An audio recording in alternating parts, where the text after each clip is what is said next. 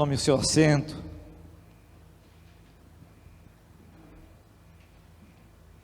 Manhã tremenda, dia poderoso, dia do favor do Senhor sobre as nossas vidas, sobre as nossas casas. Amém, amados? Louvado seja o Senhor, graças a Deus. Aleluia. Enquanto você toma o seu lugar, enquanto você se assenta, eu quero clamar, pedir, na verdade, para que você abra o texto da palavra do Senhor no livro de Êxodo, Velho Testamento. Quero compartilhar um texto muito conhecido, acredito muito apropriado para esse momento que nós estamos vivendo, especialmente esse domingo. Amém, queridos? Êxodo capítulo 12, é o texto que fala da instituição da Páscoa ao Senhor. Êxodo 12, eu quero ler com vocês apenas os versos 11, 12 e 13. Enquanto você localiza, eu vou fazer a leitura do texto, onde diz: desta maneira o comereis, lombos cingidos, sandálias nos pés e cajado na mão, comê-lo-eis à pressa, é a Páscoa do Senhor. Porque naquela noite passarei pela terra do Egito e ferirei na terra do Egito todos os primogênitos, desde os homens até os animais. Executarei juízo sobre todos os deuses do Egito. Eu sou o Senhor. O sangue vos será por sinal nas casas em que estiverdes. Quando eu vir o sangue, passarei por vós e não haverá entre vós praga destruidora, quando eu ferir a terra do Egito. Aleluia, aleluia, graças a Deus. Queridos, eu acredito que nós estamos passando por um momento histórico na nação brasileira e nas nações, que exige do povo de Deus um novo olhar para o texto de Êxodo 12. Nós precisamos retornar para Êxodo 12, não apenas pelo fato de ser um momento histórico que coincide, celebrado no dia de hoje, mas especialmente pelos elementos históricos, pelo momento histórico muito semelhante ao momento histórico que o povo de Israel passava ali no Egito, e as nações estão passando ainda hoje.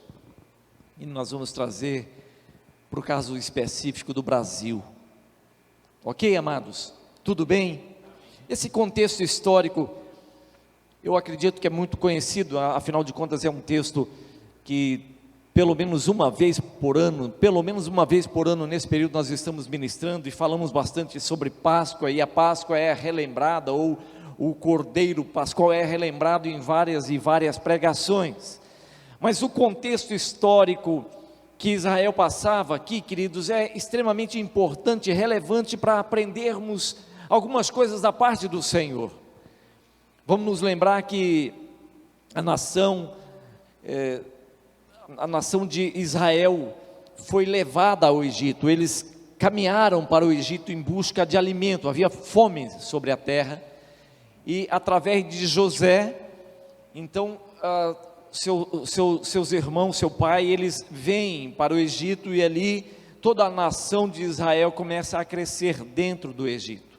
Havia fome em Israel, havia fome em várias partes do mundo, porém aquele povo começou a crescer, ele começou a se multiplicar ali no Egito, e o povo do Egito, temendo que eles se tornassem, na verdade eles já eram maiores, né, em maior número que os egípcios, e eles usaram de uma estratégia, né? Eles então fizeram desse povo escravos, eles escravizaram, eles tiraram as condições básicas de vida, de sobrevivência, de uma vida honrada, de uma vida digna, e eles escravizaram aquele povo ali.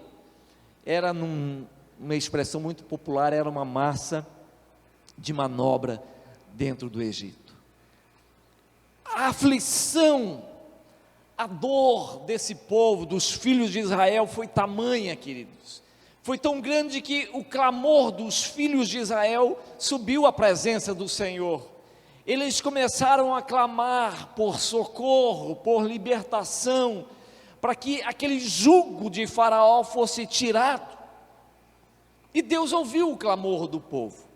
E ouvindo o clamor do povo, Deus preparou um homem, né, chamado Moisés, né, colocou aquela criança, né, dentro do reino, dentro do palácio de Faraó, foi criado ali.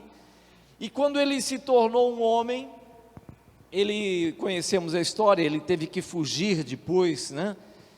Mas Deus teve um encontro com esse homem, porque ele era um homem escolhido pelo Senhor para trazer a libertação ansiada pelos filhos de Israel.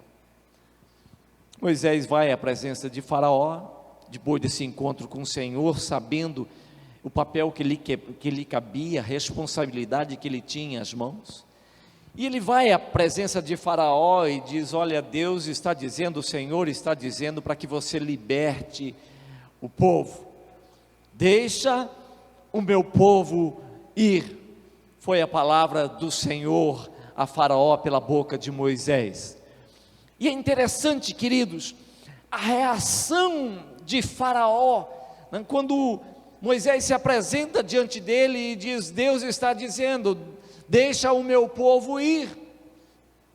Faraó ouve aquilo, e um homem acostumado a servir, né, uma nação acostumada a servir tantos deuses, ele tinha tantos deuses à disposição, e eles cultuavam a tantos deuses, porém eles não conheciam o Senhor, o Deus a quem Moisés anunciava. E ele fez pouco caso desse Deus, e fez pouco caso de Moisés. Ele falou: olha, não conheço esse Deus, tampouco sei quem é esse Senhor que você anuncia, e não vou libertar o povo, né? Simples assim. E Moisés então sai, ele faz algumas demonstrações, nada difícil que os magos e os feiticeiros ali do Egito não pudessem fazer também. Então Moisés sai, talvez, acredito, meio sem entender o que aconteceu ali. E depois que Moisés sai da presença de Faraó, Faraó fecha o coração. Então algumas ondas, né, começaram a surgir, começaram a ser liberadas, né? Algumas pragas começaram então a ser liberadas da parte do Senhor sobre o Egito. E nós conhecemos toda essa história, né? Deus liberou através de Moisés. Moisés vinha e liberava, profetizava a palavra do Senhor, e dizia: olha, o Senhor está dizendo, liberta o povo do Senhor, deixa o meu povo ir. E Faraó endurecia o coração, então vinha uma praga, e aí surgiram, né, os piolhos, surgiram então a praga sobre a água se transformava em sangue, né, pedras caíam, trovejavam, caíam do céu sobre a plantação, as úlceras começaram a surgir nos homens e nos animais, ou seja, a nação egípcia estava sendo destruída aos olhos de Moisés, dos filhos de Israel e dos egípcios. Eles estavam vendo a ruína do Egito assim, ao vivo e a cores.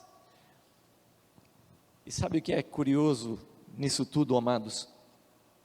É que chega um determinado momento onde essas pragas são liberadas, onde Faraó, então, ele decide, ele está vendo a sua nação está em ruína, a sua nação está passando por um processo terrivelmente difícil, ele está vendo a economia do Egito indo pelo ralo.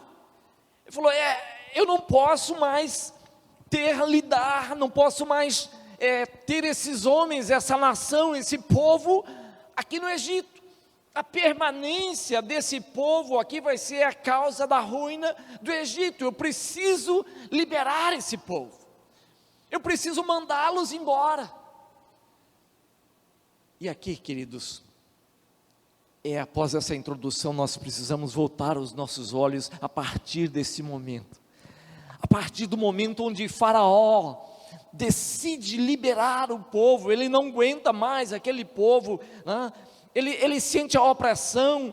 Eu acredito que, o texto não fala sobre isso, né? Mas eu acredito que reuniões e reuniões aconteceram ali no Egito, onde toda a liderança egípcia trazia um conselho a Faraó, dizendo: Faraó, o negócio não vai, o Egito está quebrado, a ruína chegou ao Egito, as nossas plantações foram destruídas, os nossos animais estão morrendo, os homens estão adoecendo.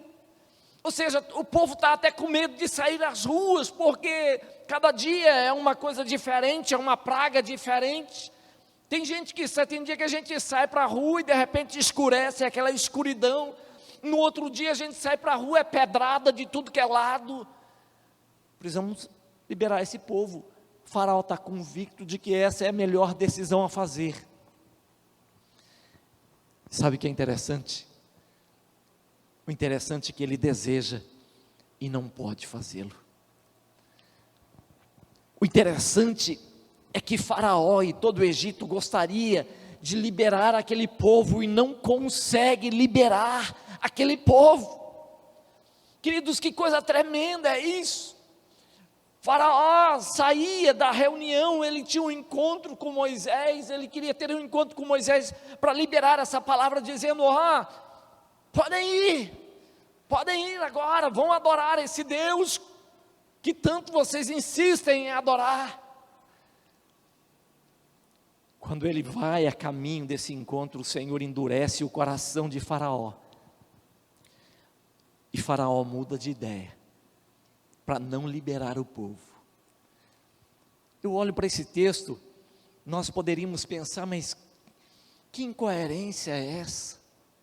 Que contradição, que aparente contradição é essa? Porque afinal de contas, o povo de Israel queria sair da escravidão, eles precisavam sair da escravidão, eles não tinham mais como permanecer ali, a situação estava difícil, lhes faltava dignidade, lhes faltava honra. Entende, queridos? E agora eles clamam ao Senhor, Deus ouve e envia um homem para libertar, é desejo de Moisés. Faraó também já deseja liberar, porém Deus endurece o coração de Faraó, dizendo assim: você não vai liberar esse povo não. Parece uma aparente contradição, não é verdade? Parece que o que está acontecendo aqui? Sabe, queridos, Deus estava tratando com um homem que dizia que não o conhecia. Deus estava agora se apresentando a esse Faraó, não? O homem todo-poderoso que se curvava e rendia culto a tantos e tantos deuses, mas não conhecia o Rei dos reis, o Senhor dos senhores, o Deus de todos os deuses. O Senhor se levanta, Ele entra em cena e Ele diz: eu vou me apresentar a esse homem. Queridos, nós precisamos entender que o que Deus estava dizendo é que Ele tem a chave da casa. O que Deus estava mostrando agora para essa nação, para a nação egípcia e para a nação de Israel, é que Ele, tão somente Ele, tem a chave de casa. Isso não estava na mão ou nas mãos de Faraó, isso não está nas mãos de rei nenhum.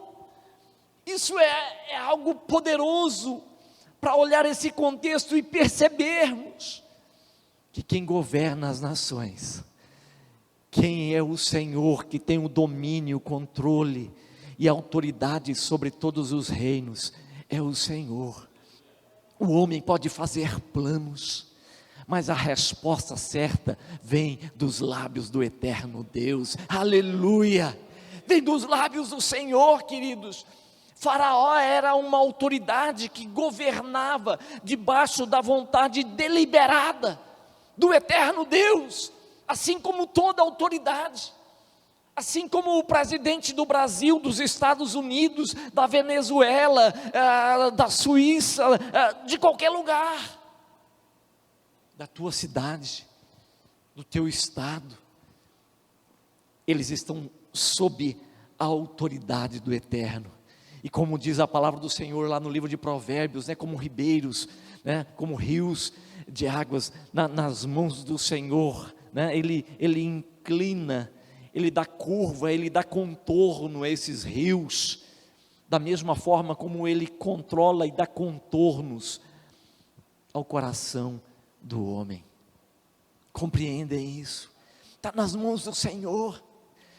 Nós estamos passando por um momento onde as pessoas estão assim, estão adoecendo, por temor, por aflição, por ansiedade, o que vai ser no dia de amanhã, e se fulano, ciclano, boa parte, se pegarmos boa parte das mensagens que as pessoas trocam hoje em dia, via WhatsApp, Face, qualquer outra coisa, você vai perceber que é isso, é a ansiedade, é a polarização em torno de uma autoridade política, de um líder político, o que fulano vai fazer, o que ciclano, meu Deus, ei, levanta os olhos, queridos, levantem os olhos, amado, você que está em casa, está ouvindo, vai ouvir essa palavra, levanta os teus olhos, lança a tua aflição, tua ansiedade de lado. O que vai ser o dia de amanhã não depende do que os governantes, os líderes, depende do Eterno, aquilo que o Eterno decidir, os contornos que o Eterno der ao coração,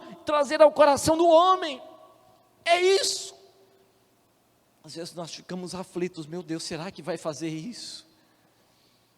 Nós precisamos levantar os nossos olhos e falar: Senhor, continuamos crendo, continuamos confiando, a autoridade das nações está nas tuas mãos, assim como a minha sorte não está lançado, não foi lançado aí em nenhum conchavo, não é decidido em nenhum conchavo político, não é decidido numa mesa, num gabinete de políticos, de homens corruptos ou não, homens bons ou maus, não, os nossos olhos continuam no Senhor, nós continuamos firmes no Senhor, a sorte da minha família, a sorte da tua família, Deus, os teus sonhos, os teus investimentos, aquilo que o Senhor determinou, designou para que você cumpra, vai se cumprir, sabe por quê?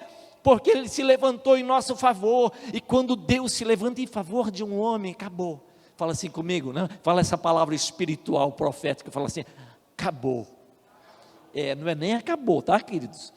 Propositamente eu tirei o azinho aí mesmo, acabou, com K ainda, assim uma aberração, dentro da língua portuguesa, mas é para ficar assim bem registrado, acabou, tem para ninguém, é o Eterno, nós confiamos nele, e quando você confia, quando você descansa, é o Eterno que age em teu favor, você deita, você descansa, você fala: Senhor, eu vou descansar porque o meu braço é curto, é pequeno, eu não posso com isso. Deus se levanta em teu favor, anjos do Senhor começam a se movimentar, e aí de repente se levantam no outro dia, você fala: meu Deus do céu, como que mudou tudo, o que aconteceu, parece que eu saí da minha nação e vou, não, na mesma nação, mesmo lugar, o Eterno se moveu. Como é gostoso ver os movimentos de Deus, amém ou não? Aleluia, graças a Deus. Quantos creem que Deus trabalha dessa forma? Amém? Deus ainda hoje trabalha em favor daqueles que nele confia, daqueles que nele espera, daqueles que nele confia, não de uma forma passiva, de uma forma ativa, com fé. Senhor, eu creio, por isso eu vou. Senhor, eu creio, por isso eu descanso. Senhor, eu creio, por isso eu falo. Senhor, eu creio, por isso eu profetizo. Aleluia, aleluia, queridos, meu Deus, aleluia. Eu fico olhando, desculpa, quero adiantar, mas essa cena, eu gostaria que você nunca esquecesse, quando a ansiedade vier bater a sua porta, quando a preocupação vier bater a sua porta, olhe para esse texto, você pode olhar vários e vários textos, no capítulo 10, capítulo 11, onde Faraó decide, fala assim: eu vou libertar esse povo, e aí Deus entra em cena e fala: não vai não, vou endurecer o teu coração, você vai se tornar um menino birrento, e vai falar assim: eu não liberto. Eu olho para esse texto, eu começo a dar risada, eu vejo esses grandes governantes nas mãos do Senhor. Anoitecem, às vezes não amanhecem. Deus é Senhor, Deus é o eterno, aleluia, graças a Deus, louvado seja. Queridos, mas mais do que isso, né? Mais do que isso, Deus não permitiu que Faraó libertasse esse povo, porque havia algo mais elevado e poderoso para passarem, para experimentarem, que era a experiência com a Páscoa, com o Cordeiro Pascual.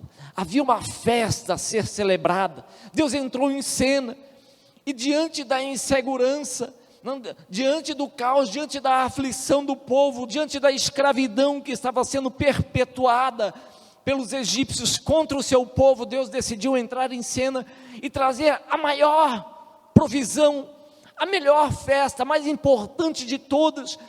E Ele decidiu apresentar aos filhos de Israel, diante daquela nação opressora, o Egito.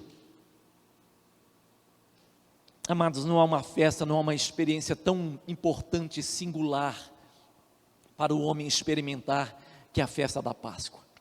Não existe uma experiência tão boa para você e para mim passarmos, entrarmos, que é a experiência, né, do convívio, do relacionamento, do contato, da proximidade, né, com o Cordeiro Pascual, o Cordeiro Santo de Deus. Não havia uma festa tão boa, tão expressiva, tão relevante quanto a festa da Páscoa.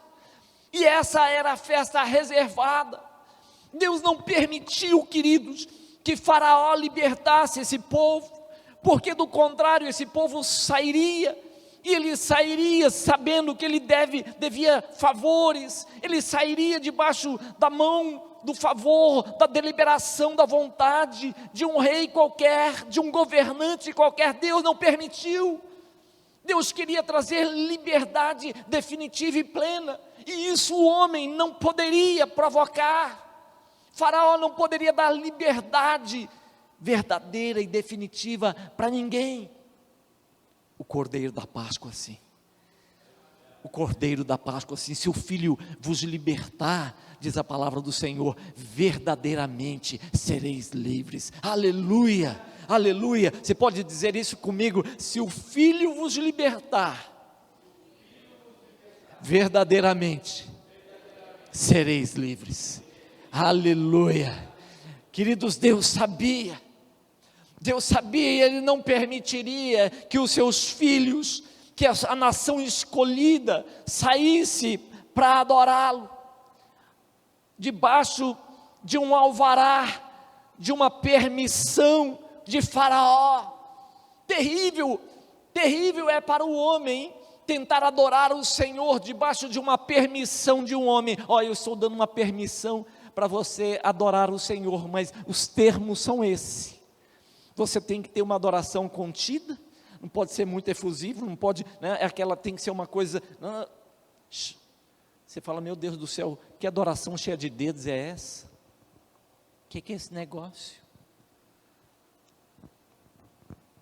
É a adoração feita debaixo de um decreto, de uma permissão de Faraó. Essa não liberta ninguém. Deus diz, através da sua palavra, só o Filho, e Ele precisava mostrar isso para Israel. Havia uma festa, havia um cordeiro, havia uma celebração, havia uma solenidade, havia uma proclamação profética tremenda. Eles teriam que passar por essa festa, eles precisavam conhecer a provisão de Deus. Por isso Ele não permitiu que Faraó nenhum libertasse o povo. E Deus diz: olha, eu vou celebrar, vocês vão celebrar algo, né? Essa festa vocês vão precisar passar. Disse o Senhor a Moisés e a Arão na terra do Egito: este mês você será o principal. dos meses, será o primeiro mês do ano. Era a festa principal, não havia uma outra festa semelhante em peso, em envergadura, em expressão. O ano começaria ali, efetivamente, o principal dos meses. Este mês será o principal dos meses, será o primeiro mês do ano. Tudo começaria ali. Tudo começa através do Cordeiro, por causa do Cordeiro, porque dele, por ele, para ele são todas as coisas, o princípio, o fim de todas as coisas, o alfa e o ômega tem que começar nele. Não era uma festa qualquer. A festa da Páscoa aponta para o Cordeiro de Deus, querido. Por isso não pode ser tida, não pode ser tratada, nós não podemos nos envolver com o Cordeiro da Páscoa, com o Senhor Jesus, como se fosse um entretenimento, como se fosse um envolvimento com uma religião qualquer, como se fosse sabe aquela coisa, não tenho o que fazer, vou para a igreja. As pessoas, agora virou modismo, as pessoas estão indo para a igreja. O mundo gospel é um mundo rentável, assim, até os popstars estão se voltando para o mundo gospel, eu preciso ir também. Não! A celebração com o Cordeiro de Deus exige a exclusividade, exige a experiência pessoal. Diz a palavra do Senhor que uma das formas de comermos o Cordeiro era não desperdiçar ou não desprezar parte nenhuma. Todo o cordeiro teria que ser comido, todo o cordeiro, e não poderia sobrar nada. Se sobrasse, ou seja, o cordeiro sempre seria suficiente às famílias. Então, se sobrasse, porque isso fala da suficiência do Cordeiro de Deus, do Senhor Jesus Cristo, sobre todos. Se sobrasse, queima. Por quê? Porque aquele que chegou atrasado, aquele que desdenhou, aquele que não veio, aquele que não entrou na provisão, aquele que não celebrou a festa, não teria aquela marmitinha guardada no freezer, na geladeira, no armário, na banha, em qualquer lugar, dizendo: você chegou atrasado, guardamos um pedacinho para você, vamos esquentar. Não, queima no fogo. É para quem ouviu, é para quem tem temor, é para quem estremece diante dos decretos, das celebrações de Deus, e diz: eu vou correndo, Deus está dizendo, Deus está chamando, é uma convocação de Deus, fui. E quando há ouvidos, querido, você entra, você come, você se envolve com o Cordeiro de Deus, aleluia, e não sobra nada. Você começa a experimentar de Jesus, e você fala assim: eu quero mais. Essa porção que eu estou experimentando de Jesus é tremenda, mas eu quero mais.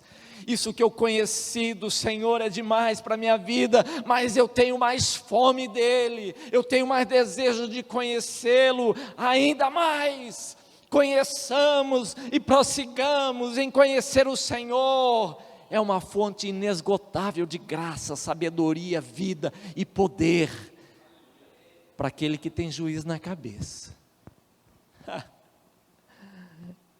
Para quem não tem juiz na cabeça, pode chegar atrasado, corre o risco. Aleluia! Eu quero terminar essa palavra com vocês, queridos, dizendo que Deus não havia reservado nada mais poderoso para o homem experimentar que a festa da libertação pela Páscoa. Por isso, Faraó não pôde fazer nada. É interessante que quando Moisés se apresentou a Faraó, e ele pegou a vara, lançou no chão, aquela vara virou uma serpente, e ele pegou novamente pelo rabo da serpente, levantou, virou, não se transformou novamente numa vara ou num cajado. Ele chamou rapidamente os feiticeiros que ele tinha ali à disposição no plantel, e falou: é aqueles truquezinhos que vocês fazem todo dia, e faz para ele. Eles fizeram igualzinho. O que Faraó não tinha era um Cordeiro de Deus separado, o Cordeiro que tira o pecado do mundo, o Cordeiro que liberta o homem, esse nível excelente e superior da grandeza e da revelação de Deus, isso é exclusividade de Deus. Faraó tinha que ficar assim, ó, calado. É por isso que você olha o texto e o desenrolar histórico do texto, você percebe o desespero tomando conta de Faraó, porque chega um determinado momento onde os feiticeiros são esquecidos, ele não conta, ele não tem mais ninguém no plantel, ele só está observando, conhecendo o que ele está conhecendo.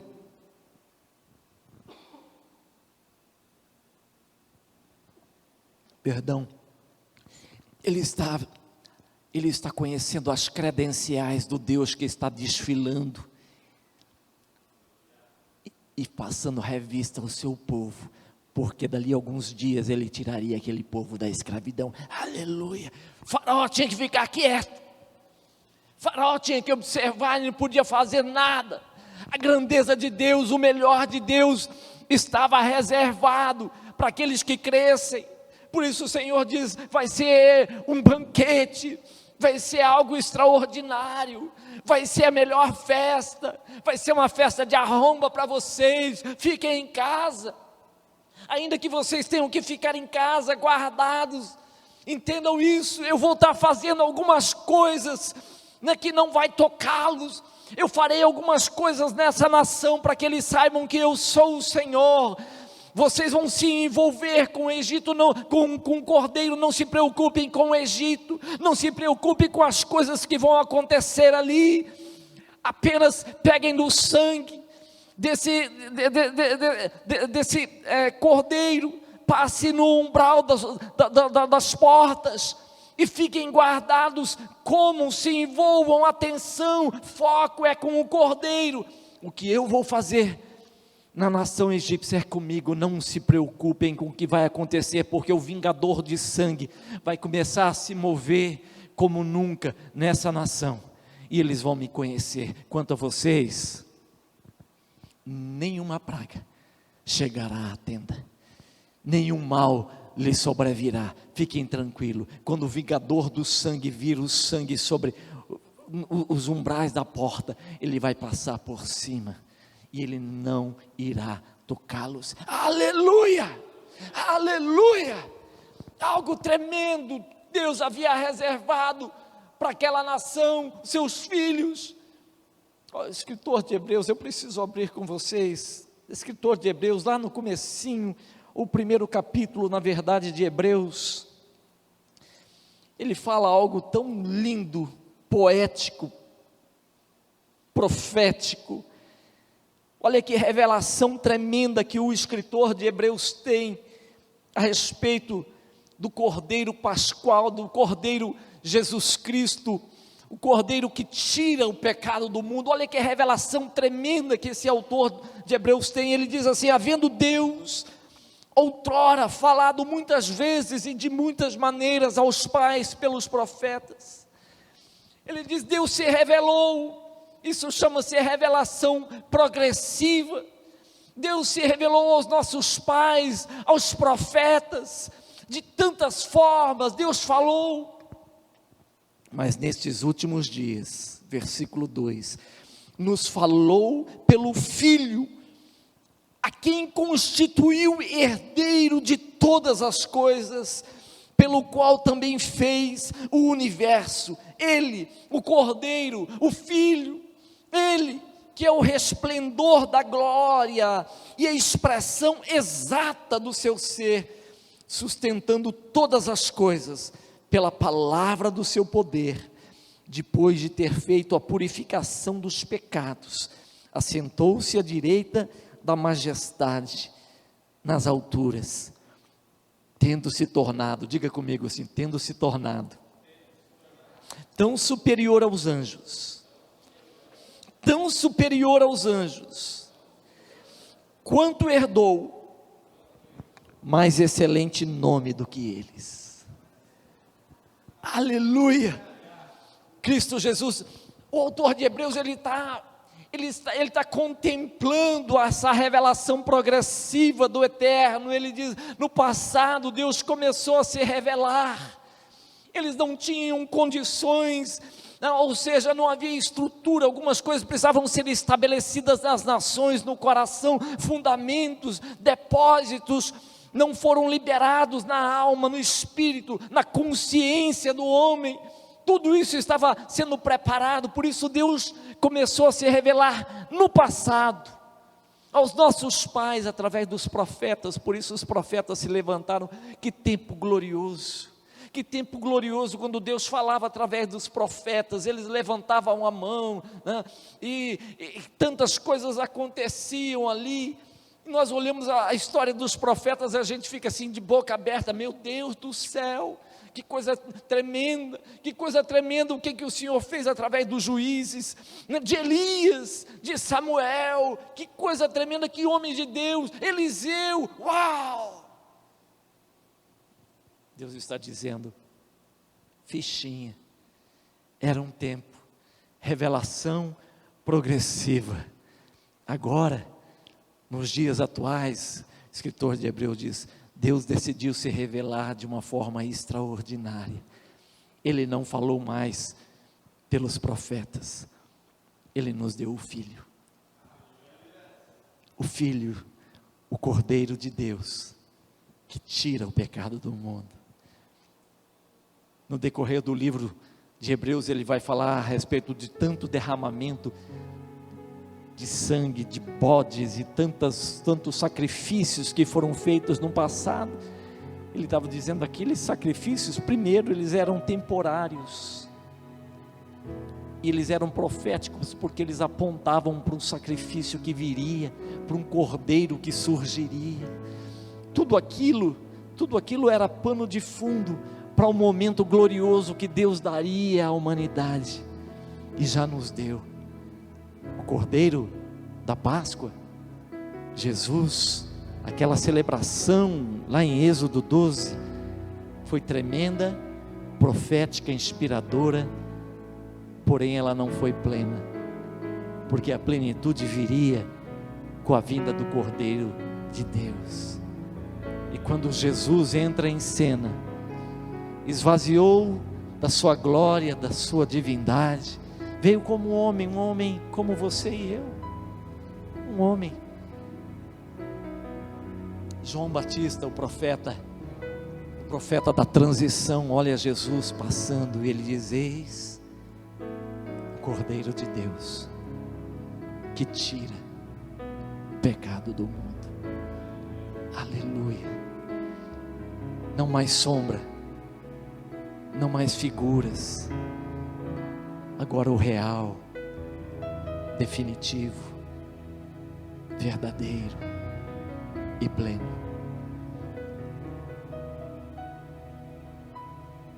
Eu queria convidar você que está nos ouvindo, que ouvirá essa palavra.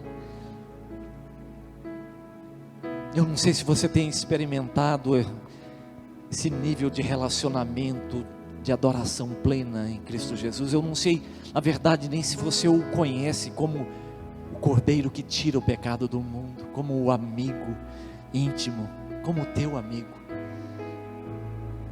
Aonde você estiver, no momento que você estiver ouvindo essa palavra, você pode fazer a tua oração da sua forma, como você souber, mas que seja uma verdade, seja autêntico, legítimo, algo do teu coração. Abra seu coração e a sua boca e convide-o, como o Cordeiro de Deus, a entrar na sua história. Convide o Espírito Santo de Deus. Talvez você diga, mas eu não sei nem orar. Convide o Espírito Santo de Deus. Fala, Espírito Santo, me ajude a orar, eu não sei nem o que dizer. Ele vai encher a tua boca com a oração, com as palavras, e Ele vai te conduzir a esse Jesus, a esse Cordeiro de Deus, que tira o pecado do mundo, que transforma a sua vida, que tem um poder de mudar a tua história.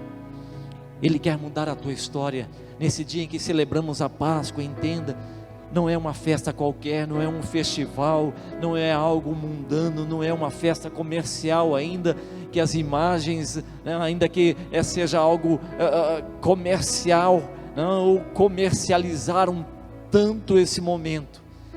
Essa é uma mensagem de Deus, é o chamamento de Deus, é a proclamação de Deus, é a convocação de Deus. É o momento de você se colocar sob a autoridade, o livramento, a libertação do sangue de Jesus. Não fique fora, querido. Não fique fora, esse não é o momento, nós não estamos vivendo, e Deus está apontando, Deus está mostrando isso, né? Todas aquelas pragas que estavam acontecendo no Egito, era apenas um anúncio de que alguma coisa aconteceria à frente. Aquele que tem juízo, deveria ficar atento aos movimentos de Deus, e não alheio, não distante. Aqueles que estavam alheios, distante, aqueles que faziam desdém, como o faraó fez, eu não conheço, esses aí pagaram alto preço. Não é o teu caso, não precisa ser a tua história. Corra para debaixo do temor, do conselho do Senhor, e fala: Senhor, eu quero caminhar debaixo do conselho, eu quero caminhar em intimidade contigo, ajuda-me a isso, toma-me, Senhor, encha-me de temor, de alegria, de gozo. Eu quero sair, eu quero experimentar esses níveis de adoração, de intimidade, não como uma permissão religiosa, não como uma permissão de faraó, não,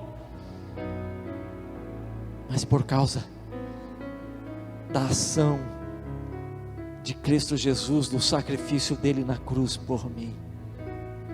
Se o Filho vos libertar, verdadeiramente sereis livres. Daqui a pouco nós passaremos a mesa da ceia do Senhor. Você que está em casa não poderá participar conosco. Oramos para que em pouco tempo possamos estar todos juntos, reunidos aqui, celebrando, banqueteando na presença do Senhor, nos alegrando. Mas enquanto isso, que a graça do Senhor te abençoe e te guarde, querido, meu irmão, minha irmã, meu amigo. Que a graça, o amor de Deus Pai,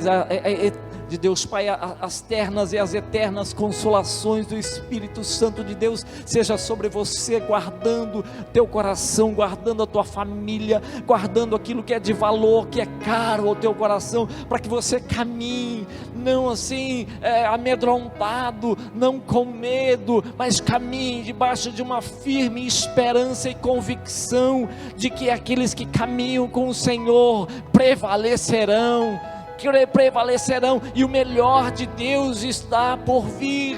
O melhor de Deus sempre está há 3 dias à nossa frente. O melhor de Deus, o poder da ressurreição nos aguarda a sua vida, e que esse poder da ressurreição e da alegria do Senhor venha sobre a tua casa, venha sobre a sua vida, desde agora, para todo sempre, em nome de Jesus. Amém, aleluia, glória a Deus.